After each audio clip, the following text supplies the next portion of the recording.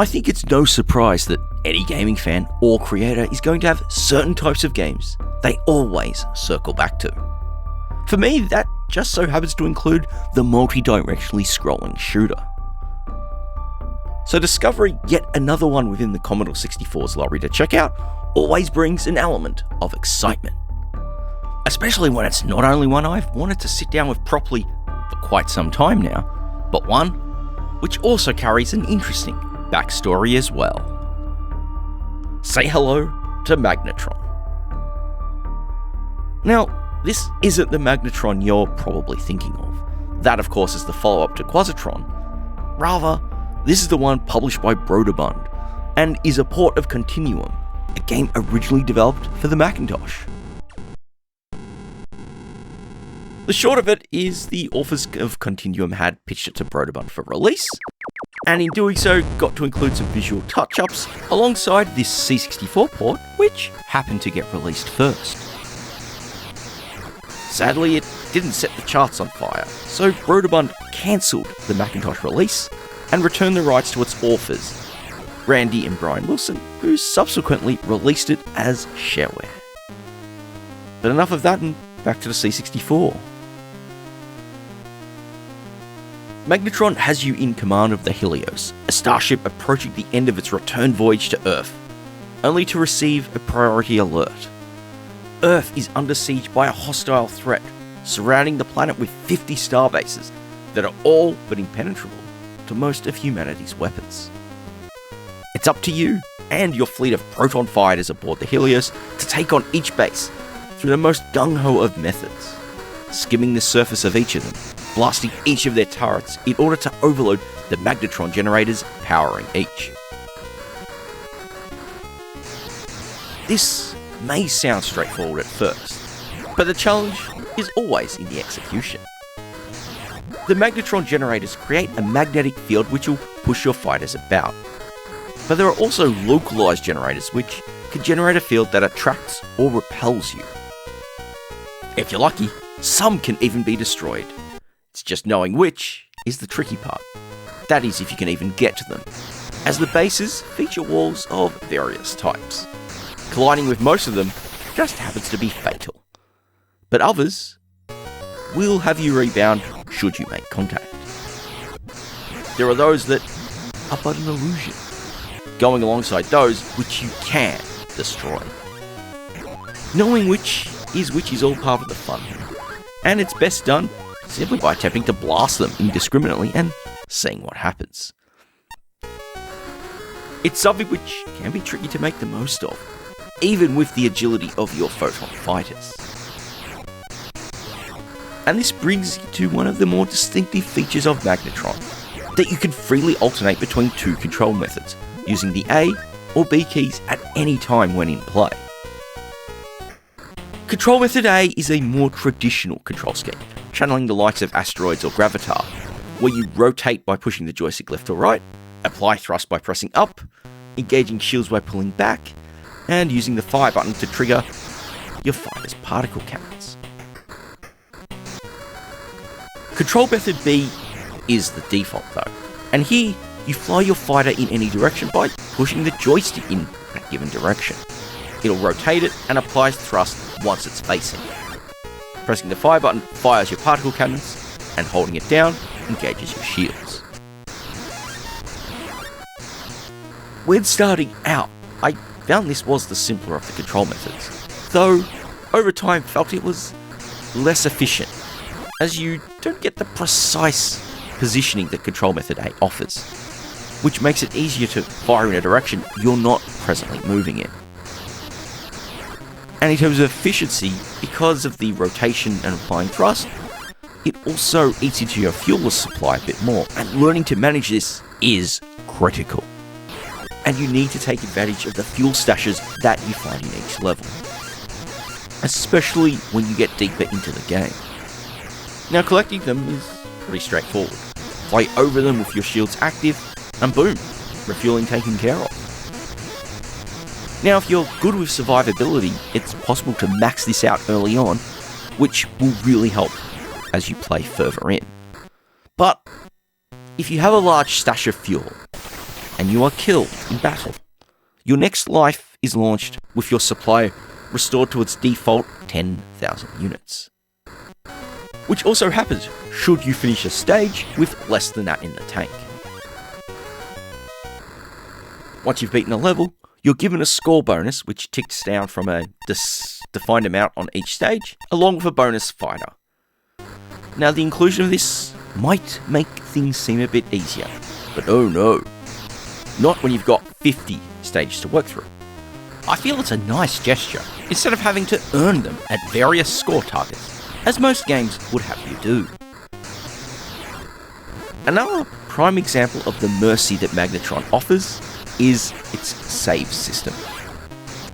At any point in the game, you can hit the F1 key to save your progress, though doing this will send you back to the main menu. But when starting your next session, selecting your pilot profile will resume you from the stage you got to. The challenge is, of course, is just remembering to do it during the session and not when you're at the end. At least so you can have a better fighting chance when you come back. Back to survivability though. You might think the gun turrets, which are your objectives, might be the major threat. But honestly, they're secondary to the levels themselves. Sure, if you're hit with your shields down, they won't kill you, instead sapping a decent chunk of your fuel supply. It's just the magnetic forces can cause an unwary pilot plenty of grief. There's the general magnetic force which flows over the level in one of 8 directions. That's easy to pick up. The localized generators though, the ones which can add an additional attraction or repelling force, those are where things can get hairy, because being lax for even a moment might just be enough to lose control, as your fighter could be rapidly pulled towards a wall. It's quite distinctive from many other games of its style, as those tend to just have a single influence on you.